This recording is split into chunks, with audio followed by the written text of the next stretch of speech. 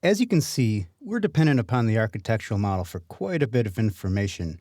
Room information is no exception. In MEP, we need to add what are called spaces. These spaces will read the room information and display the information in our floor plans. It seems easy, but this time we're going to go a little out of the box. Since the default space tag doesn't show the room information, we'll first add a space, then modify the tag family to show the proper information. The first thing we want to do is hop to the Analyze tab. Under the Analyze tab, we'll see the Spaces and Zones panel. Under Spaces and Zones, let's click the Space button. Let's zoom in on this room right here. The fact that it finds the room is because we have the room bounding set for our architectural underlay. Once you see the space show up, go ahead and pick the room and then hit Escape once.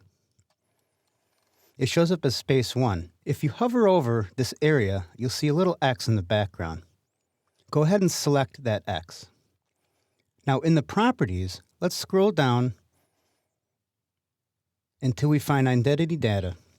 You'll see the number is 1 space, however the room number is 101 office. Notice that we can't edit this. This is because this information is coming from the architectural model.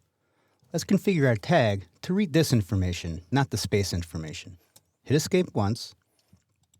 Select the space tag itself this time. Now on the Mode panel, click the Edit Family button. We can simply change space name and space number. Go ahead and select space name. This is what's called a label. On the Label panel, click Edit Label. Select the number 1 under Parameter Name, Name, and click the little red arrow that goes to the left to remove it. Now instead of Name, let's scroll down and find Room Name and click the green right arrow to add it. Click OK. Let's repeat the same procedure for the number. Select the label 101, click on Edit Label. Repeat the procedure.